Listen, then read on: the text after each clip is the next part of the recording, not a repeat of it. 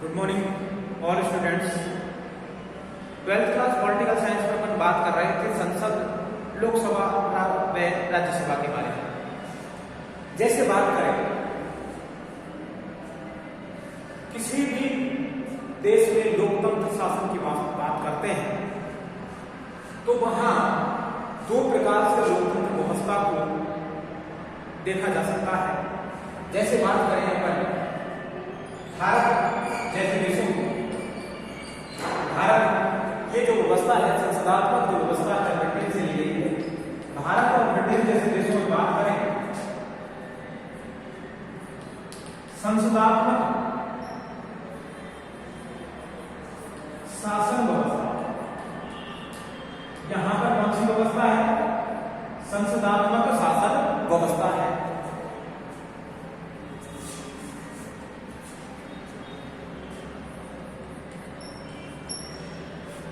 लेकिन अमेरिका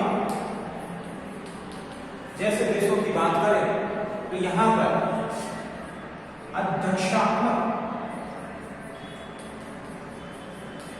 शासन व्यवस्था, ऐसी व्यवस्था कहां पर देखने को मिलती है? अध्यक्षतात्मक तौर पर अमेरिका जैसे देश में देखने को मिलती है। वही भारत और ब्रिटेन जैसे में संसदात्मक शासन व्यवस्था देखने को मिलती है,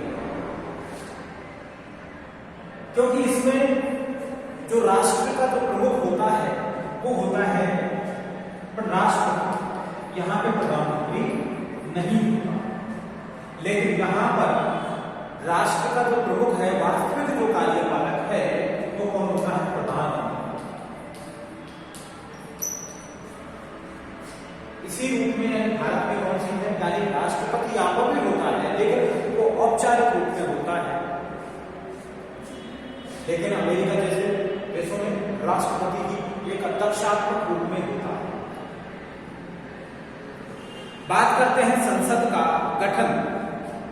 जैसे अपन पूर्व में भी इसके बारे में बात कर चुके हैं कि संसद का गठन संविधान के अनुच्छेद 79 में किया गया है। संसद का गठन किसने अनुच्छेद में किया गया है? 79 आर्टिकल में किया गया है, जिसके अनुसार राष्ट्रपति के अलावा संसद के दो सदन मिलकर एक राज्यसभा एक लोकसभा, जो उच्च सदन है वो राज्यसभा, निम्न सदन है जो कौन होता है? लोकसभा। ये तो है निम्न सदन, ये उच्च सदन है।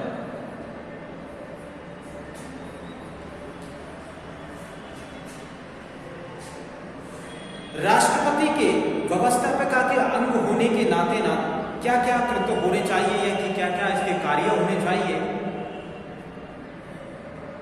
उसका उल्लेख राष्ट्रपति की विधायी यानी कानून शक्ति के अंतर्गत किया जा चुका है।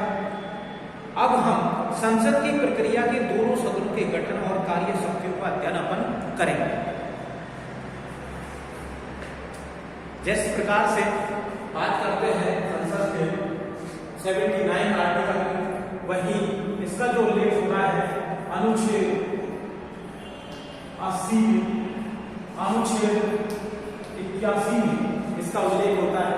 वही अनुच्छेद 54 में भी कहा गया है कि भारत का एक राष्ट्रपति होगा। राष्ट्रपति के निर्वाचन की बात की गई है अनुच्छेद 54 में, यानी भारत का एक राष्ट्रपति, इसके बारे में बात की गई। संसद सदस्य होने की योग्यता और निर्योग्यता क्या क्या होती है? वे पहली प्राथमिक रूप से वो भारतीय नागरिक होना चाहिए।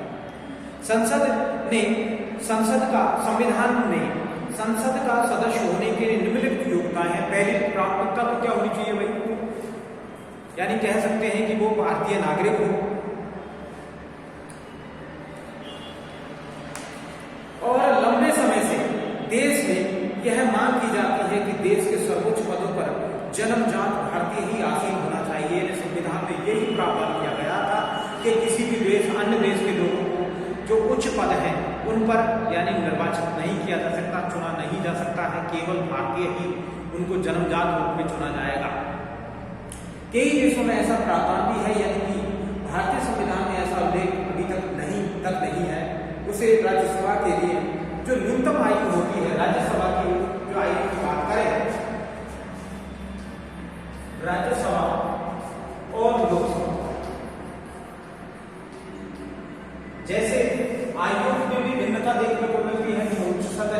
इसे विद्वानों का सदन भी कहते हैं, क्योंकि विद्वान जो है यानी पूरी तरह से राजनीतिक में इसमें तो नहीं, जो राजनीति में पहली बार ही अवसर उनको मिला है वो भी जा सकते हैं, लेकिन जिसको राजनीति में अवसर उनको ज्ञान नहीं है तो वो इसमें राज्यसभा में नहीं जा सकते हैं। यानी राजनीतिज्ञ जो होते हैं इनकी आयु जो होती है 30 वर्ष, वही इनकी 25 वर्ष, क्योंकि संख्या की भिन्नता के आधार पर भी देखने को मिलती है, यानी कह सकते हैं इसमें संख्या कम होती है।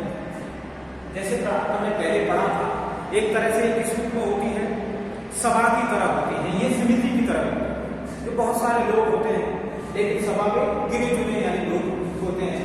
इनकी जो है संख्या 245, वर्तमान में 245 है, वहीं इसकी बात करें 545, अधिकतम 552 हो सकती है, इसकी 250 है। इनका जो कार्यकाल है वो कार्यकाल में भी भिन्नता देखने को मिलती है। कार्यकाल में पहले भी मैंने ये चार्ट आपको वैसे बताया था, 6 वर्ष होती है कार्यकाल, इनका 6 वर्ष होता है, इनका 5 वर्ष का कार्यकाल इनका होता है। वहीं बात करें इसमें पदों की, इसमें सभापति और उपसभापति होता है, बल्कि इसमें अध्यक्ष और उपाध्यक्ष होता है। अध्यक्ष और उपाध्यक्ष में होते हैं। यहां बात करें सभापति यहां पे होता है उपराष्ट्रपति। उपराष्ट्रपति जो राज्यसभा का सभापति होता है।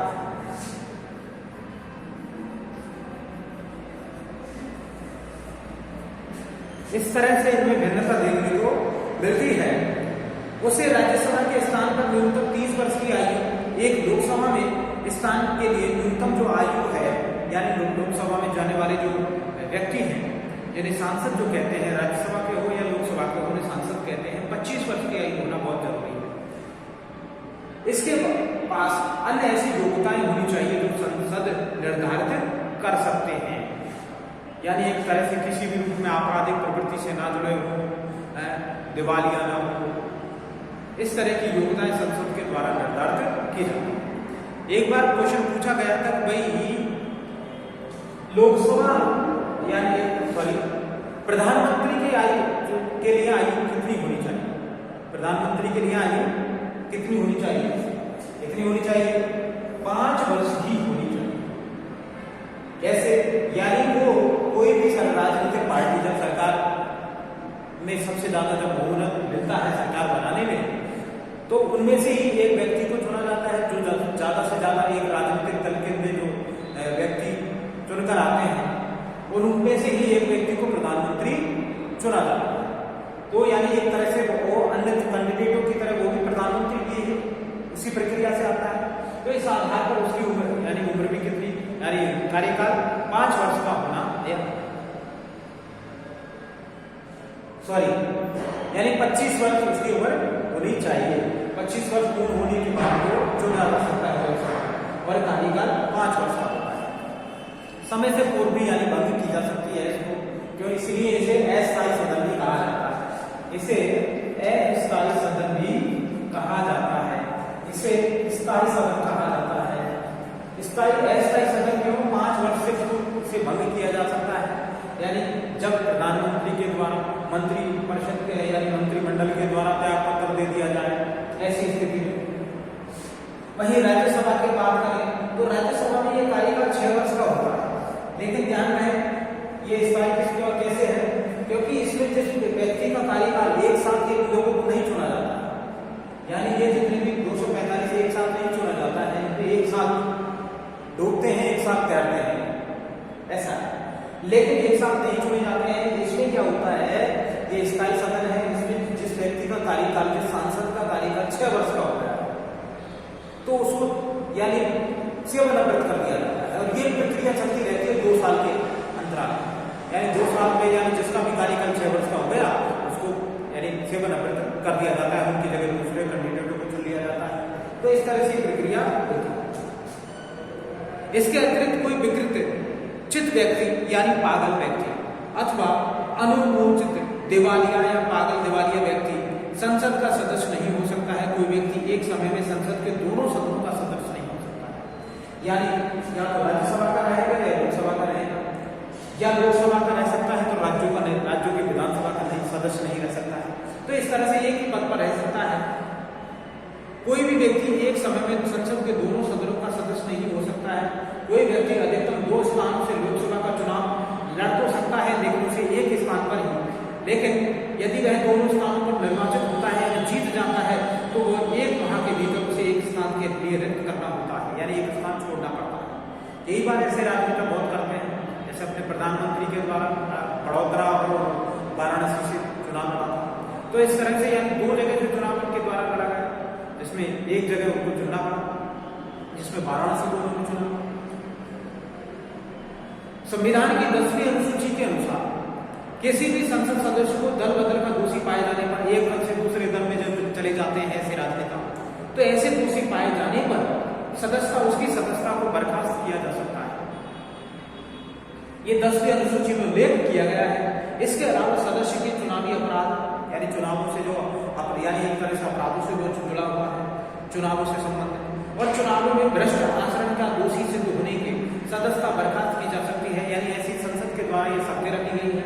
संसद सदस्यों की योग्यता व निर्योग्यता के संबंध में भी उल्लेखनीय है कि शैक्षणिक यानी शिक्षा के आधार पर योग्यता को आवश्यक नहीं समझा गया है। यानी यह एक सबसे बड़ी कमी है बात, क्योंकि ये जो सदस्य हैं इनकी शिक्षा में बात नहीं है, चाहे अनपढ़ शिक्षा का भी मुख्य रूप से यानी नियम बनाए जाने चाहिए थे।